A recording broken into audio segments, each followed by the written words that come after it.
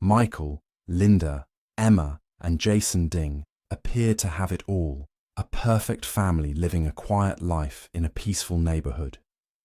But one brutal night changed everything, shattering their world and leaving behind a mystery darker than anyone could have imagined. What secrets were hidden behind their closed doors, and who could commit such a horrific crime? The Ding family lived in a quiet neighborhood where everything seemed calm and orderly. Michael Ding was a successful businessman, known for his sharp mind and polite demeanor. His wife, Linda, was often seen gardening in their yard or walking their two children, Emma and Jason, to school. To outsiders, the Dings were the picture of a happy, normal family. Their house was neat, their cars were clean, and their smiles were genuine, or so it appeared. Neighbors admired how well Michael and Linda balanced work and family life. Michael often worked late hours, but he made sure to spend weekends with his children. Emma, 14, was a good student and enjoyed playing the piano, while Jason, 11, loved baseball and dreamed of joining a team one day. The family attended community events and seemed to have strong ties with neighbors and friends. There was no hint that anything was wrong. However, as days passed, some small details began to stand out. Linda started to seem distracted and worried, often glancing nervously at her phone. She sometimes cancelled social plans and kept to herself more than usual. Michael's late nights at the office stretched longer and longer. The cheerful family dinners became less frequent, replaced by silence or tense conversations behind closed doors. Emma mentioned feeling uneasy but didn't explain why, and Jason seemed quieter than normal, clinging to his mother more than before. Behind closed doors, the Dings were facing pressures no one could see. Michael's business was booming on the surface, but beneath it lay problems he kept hidden from everyone, even his family. He was involved in deals that skirted legal boundaries, connecting him with people whose intentions were dangerous. To protect his reputation, he kept this secret life tightly locked away. Linda began to sense something was wrong, but didn't know what.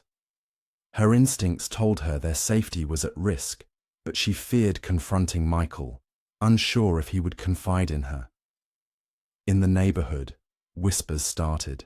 A few people noticed a man lingering near the Ding house late at night, someone unfamiliar and out of place.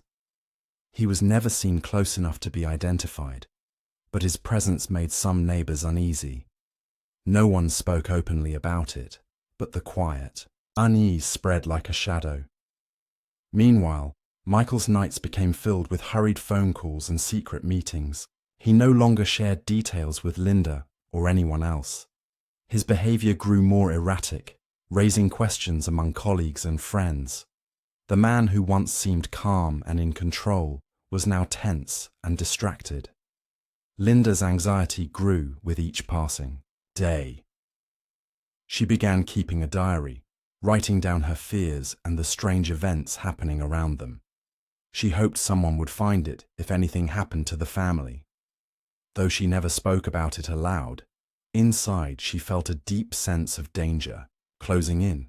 The Ding family, once admired for their perfect life, was now caught in a web of secrets and threats. No one outside could guess the storm gathering inside that peaceful house, a storm that would soon explode in a way no one could have imagined. The morning the police arrived, the neighborhood was unusually still. No cars drove by, and even the usual chatter from children playing outside was missing. The neighbors felt something was wrong but could not put their finger on it. It was Linda's closest friend who first noticed the silence. When she tried to call the Ding family that morning, no one answered. Days of unanswered calls and no sign of life sparked growing concern.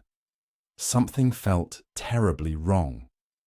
When the police were finally called, officers arrived quickly at the Ding residence. The front door was unlocked, which was unusual for the family. Stepping inside, The officers immediately noticed the house was in disarray.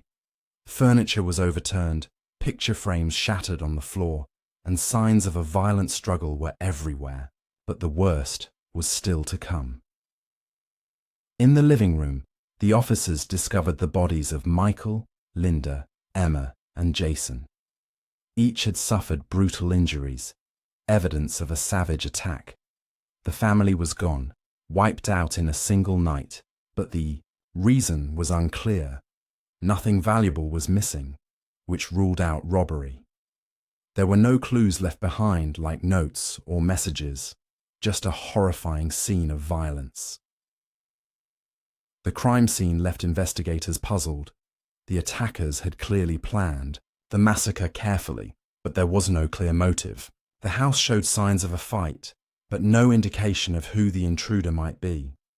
Michael's briefcase, filled with business documents, lay open but untouched. Phones and computers were still in place, and there were no signs of forced entry. It was as if the killer had been let inside or knew the family well enough to get in without breaking anything. News of the massacre spread quickly through the neighborhood and beyond. The community was shaken to its core. People who had known the Dings for years could not believe such a tragedy could happen to a family they admired. The shock turned to fear. If this could happen to the Dings, who was safe? Detective Harper was assigned to lead the investigation. Known for her sharp instincts and determination, she approached the case with intense focus. From the start, she believed the answers lay not in random violence, but in someone's personal grudge. She questioned neighbors, friends, co-workers, anyone who might have had a reason to hurt the Dings. Yet all the alibis seemed solid, and no suspicious behavior was reported before the murders. As days passed, the detective began to piece together fragments of the family's private life. Interviews revealed Michael had been under pressure at work, and Linda had grown distant and fearful. Emma's teachers mentioned the girl's recent change in behavior. She had become withdrawn and scared, but refused to say why. Jason's baseball coach described him as distracted and less confident. One disturbing detail came from a neighbor who reported seeing a strange man near the Ding house just days before the murders. He had been watching the home, blending into shadows, but no one could identify him. This shadowy figure deepened the mystery and suggested the attack was no random act. For the first time, the police felt they were chasing a ghost. The killer had vanished without a trace, leaving the family's deaths a haunting puzzle. The peaceful neighborhood was now a crime scene, and the search for the truth had only just begun. Everyone waited anxiously, hoping the nightmare would soon end with justice for the Ding family. Detective Harper's investigation soon uncovered a side of Michael Ding that no one had suspected. Beneath the successful businessman's polished exterior lay a secret world full of danger and deception. Financial records revealed Michael had been moving large sums of money through offshore accounts, far beyond what his company's legitimate business could explain. These transactions hinted at illegal activities, possibly connected to organized crime. This revelation sent shockwaves through the investigation and deepened the mystery surrounding the murders. Linda's hidden diary became a crucial piece of evidence. Found carefully tucked away in a drawer, it revealed her growing fear. Over the past months, she wrote about strange phone calls that left her trembling, about feeling watched, and about threatening messages she had received but never reported to the police. Linda's entries showed her struggle to protect her family while trying to understand Michael's secretive behavior. She had suspected that his business was dangerous, but the full truth terrified her. The detective also uncovered that Michael had recently distanced himself from old friends and business partners. His secret meetings had grown more frequent and urgent.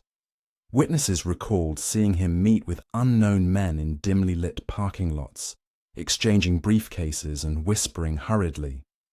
None of these contacts appeared in official records. The investigation pointed to a hidden network of criminal associates that Michael was involved with, perhaps unwillingly. Meanwhile, the family's daily lives began to make more sense under this new light. Emma's sudden withdrawal and fear were no longer mysteries, but likely responses to the tension at home. Teachers remembered that she had once confided to a close friend about scary people near their house and her mother's tears late at night. Jason's quietness was a child's way of coping with a dangerous atmosphere he couldn't fully understand. More clues emerged when neighbors described seeing unfamiliar cars parked near the Ding house at odd hours. Some spoke of a shadowy figure who lingered in the neighborhood, watching the family. This stranger's visits coincided with the threatening events Linda recorded in her diary. Police began to suspect this person was connected to the criminal world Michael had become entangled with. The detectives' team dug deeper into Michael's past. Years before, he had been approached by a powerful crime syndicate demanding cooperation. At first, Michael tried to keep his distance, but mounting debts and threats forced him into a dangerous alliance. He tried to protect his family by hiding the truth, but the syndicate's grip tightened. What shocked everyone was the possibility that the massacre wasn't just about silencing Michael or punishing him. It might have been retaliation for betrayal. Someone within the syndicate may have decided that Michael was no longer trustworthy and chose to make an example of the Ding family. As the investigation advanced, Detective Harper realized the case was more complicated than a simple murder. It was a story of greed, fear, and hidden loyalties that had destroyed a family from within. The line between victim and suspect blurred as dark secrets were revealed. The detective vowed to uncover the full truth, knowing the answer would shake the community even more. The Ding family's quiet life had been a fragile illusion. Behind closed doors, danger had been creeping closer every day, until it finally struck with deadly force. The detective's search for justice had only just begun. Surveillance footage from a nearby convenience store offered the first solid lead in the investigation. On the night of the murders, a masked figure was captured running away from the Ding house, moving quickly and with purpose. Although the face was hidden, the way the person walked, their posture, and their movements told a skilled observer something important. This was no ordinary criminal. An expert profiler brought in by the police recognized the gait of someone trained in combat, likely a former soldier or someone with military experience. This revelation shifted the investigation into a new direction. The idea that the killer had a military background meant the attack was planned and executed with precision. It also suggested that the person could handle high-pressure situations and was dangerous. The profile fit with the violent nature of the crime scene and explained why the killer left so few clues behind. Following this lead, police combed through records of former military personnel with suspicious histories or criminal records. Their search led them to a man named Eric Malone, who had served in special forces but was discharged under unclear circumstances.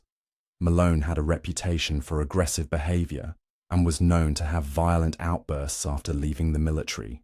He had disappeared from public records for months, living under different names and avoiding contact with anyone from his past. An anonymous tip finally put Malone on the police's radar. A caller reported seeing a man matching Malone's description in a small town far from Oak Ridge. Police moved quickly and found Malone living under a false identity. His home was sparse and showed signs of someone trying to stay hidden. When questioned, Malone denied involvement in the Ding family murders, but his evasive answers only raised more suspicion. Under pressure, Malone's story began to unravel. Investigators discovered he had been hired by a powerful crime syndicate that Michael Ding had crossed. Michael's secret dealings had angered the syndicate, and Malone was sent to send a brutal message. The massacre was meant to serve as a warning to others who might consider betraying or challenging the syndicate's power. But what no one expected was the deeper, more personal motive that Malone revealed. While he had been hired for the job, Malone admitted he had gone beyond his orders. He harbored his own resentment and desire for revenge against Michael.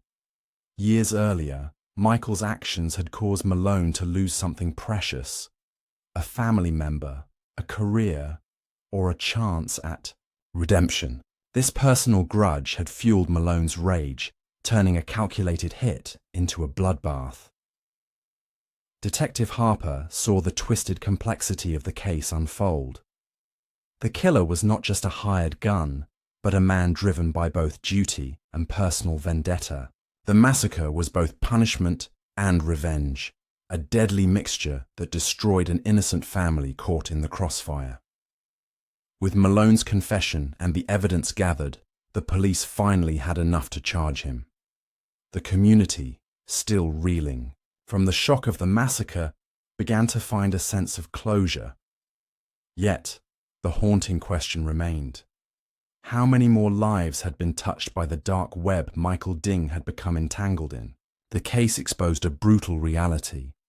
When secrets collide with betrayal, the consequences can be devastating. The quiet neighborhood of Oak Ridge would never be the same again. Detective Harper knew this was only one chapter in a much larger story of crime, loyalty, and loss. But for the Ding family, justice was finally within reach. With Eric Malone's arrest, the community finally felt a glimmer of hope that justice for the Ding family might be possible. The trial that followed was closely watched by the public and the media, as people wanted to understand how such a tragic event had unfolded. Malone's confession revealed chilling details about the crime syndicate's reach and the dangers Michael Ding had faced. But it also exposed the complex mix of betrayal and revenge that led to the massacre. During the trial, the courtroom was tense as Malone's motives were laid bare. He had not only followed orders, but acted on a personal grudge that turned the attack into a brutal slaughter. The family's deaths were not simply collateral damage, but the result of a vendetta fueled by years of anger. Witnesses described Malone's violent past and his disappearance after leaving the military, confirming the detective's profile. The syndicate's involvement added layers of complexity, showing how deeply Michael had been trapped in a world he had tried to keep secret. As the trial progressed, more about the Ding family's private struggles emerged. Linda's diary, introduced as evidence, painted a heartbreaking picture of a mother desperately trying to protect her children from threats she couldn't fully understand. The judge and jury saw a family torn apart by secrets, caught in a violent web far beyond their control. The verdict was swift. Malone was found guilty on all counts and sentenced to life in prison without the possibility of parole. The judge called the massacre a tragic example of how criminal alliances and personal vendettas could destroy innocent lives. But even with justice served, the wounds left on the community and surviving friends were deep. In the months that followed, the neighborhood struggled to heal. The Ding family home stood empty, a silent reminder of the horror that had occurred. Some neighbors moved away, unable to forget the tragedy. Community groups organized vigils and support networks to help residents cope with the fear and grief. Schools offered counseling to students affected by Emma and Jason's deaths, trying to provide some comfort amid the pain. Detective Harper continued to work on the case, determined to uncover more about the crime syndicate and prevent similar tragedies. The Ding family massacre had revealed how one person's secrets could ripple outward, affecting countless lives. She knew there were still many unanswered questions about the syndicate's operations and the people involved. The story of the Ding family became a warning, a reminder that appearances can be deceiving, and that beneath calm surfaces, danger can lurk unseen. The peaceful neighborhood of Oak Ridge had been forever changed, its innocence shattered by a terrible crime. Yet, through the grief and loss, the community found strength in coming together, honoring the memory of a family lost too soon. The Ding family massacre left a lasting impact on everyone who knew them. It exposed the fragile line between safety and danger and showed how quickly life could be torn apart by secrets and violence. Though the case was closed, the echoes of that night would remain, a solemn reminder of the darkness that sometimes hides behind the most ordinary doors.